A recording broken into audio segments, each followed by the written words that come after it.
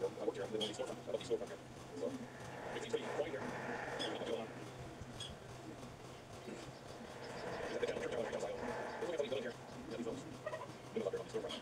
So quite a good apartment. That's what it is here. It's a good apartment right here. So somebody doesn't have a apartment up there. That's good to know. You always work right in town though. The thing is way out of town here. It's actually about 4 miles away. Yeah, winter, when you get it. When you go to the right here.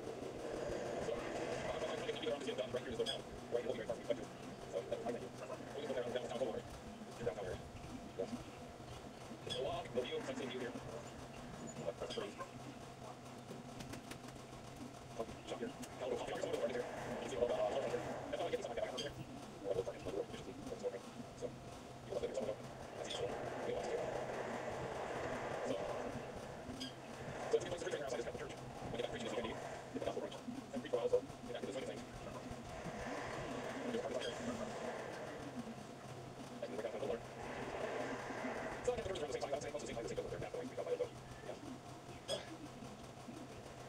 So here's some parking out there. Look at mine. I did a little. See some parking out here. I'll do it up here. See here. Sort of up here around the corner. 7th and Main Street here. I'll get the parking out there. So that's kind of this thing. I can't go down the same here. So this whole thing is kind of church. Yeah, it's not much here really.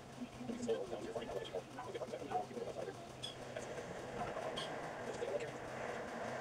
Something else really here. But there's no buses out this way. No buses in for a few buses here. Out there. Out there. Back in here. On the top. There's a little here. Out there. Out there. It's the grocery store. So I can't let you talk to me. I'll be parked back here. Over here. Hi. Oh yeah, I'm looking for Marcus. Okay. Yeah, I don't know. It's on the storefront. What is it? Oh, over here. Is that the one that faces like Main Street? All right. Oh, you look at that one. I got late. No. All right. No, Marcus, about these storefronts? No. No. Oh, all right. So, yeah. Okay, thank you. Yeah. I don't really think that's up here. Anyhow. Yeah. Okay. Yeah, turn it down. Like I said, it's going to work out here. So I'm pulling out what we got. Of the city. We shall see. All right. So I guess we're going to cut across here again. I can take a walk. Yes. All right. Yeah, we'll call it a little here. We'll use a little marker. Oh, yeah. Yeah, it's up here. Okay. Yeah, that's a good place to go. Anyhow. All right, so I'm going to have this off here, so God bless.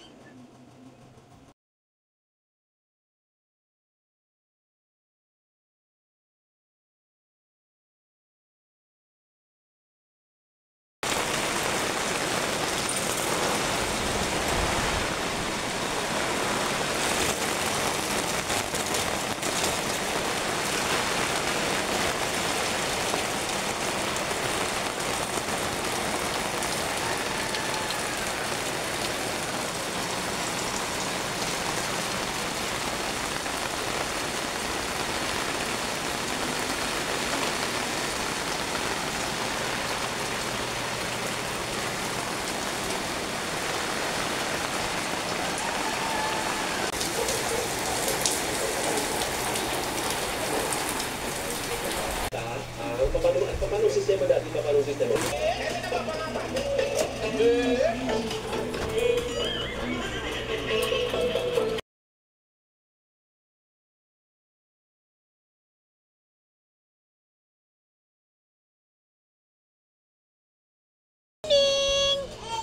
Good morning, Aliyah. Good morning, Aliyah. Good morning, Aliyah. Where are you going? Di Ale. Good morning.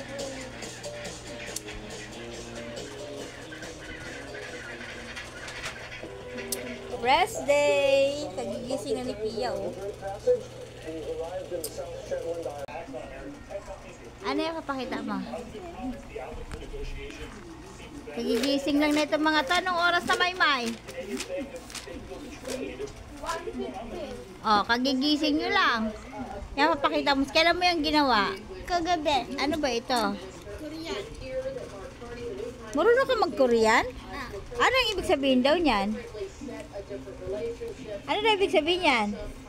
Hi. I am Madel. And I am years. I live with ma. Ito pala yung ma. Ah.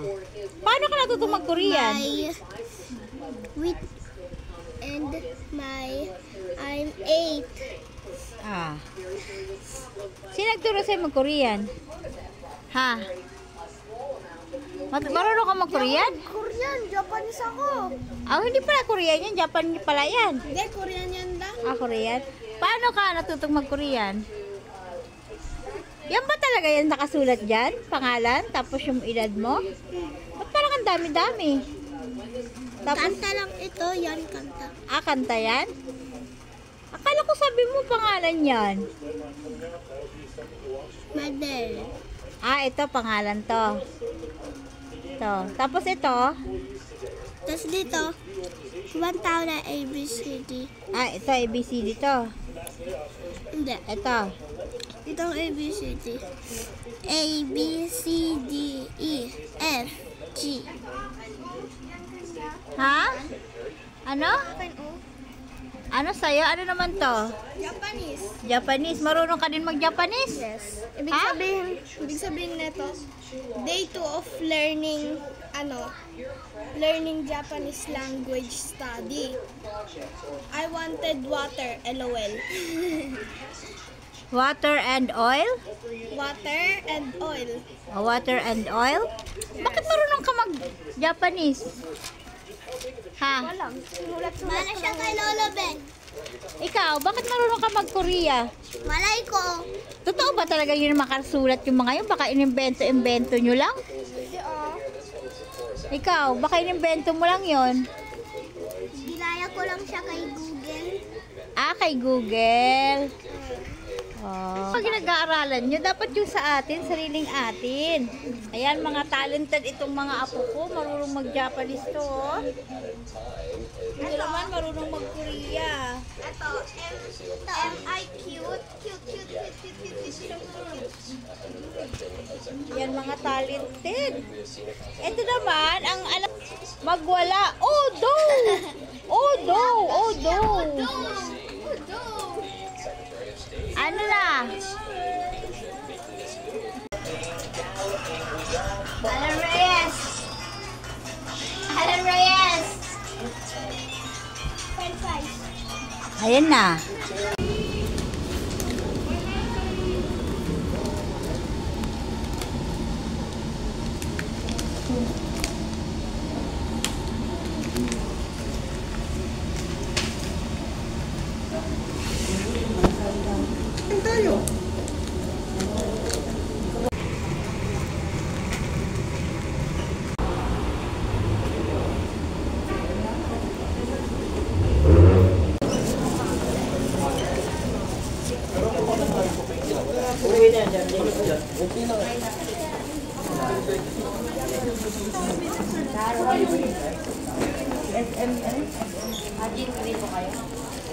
Ano daw? I-admit na?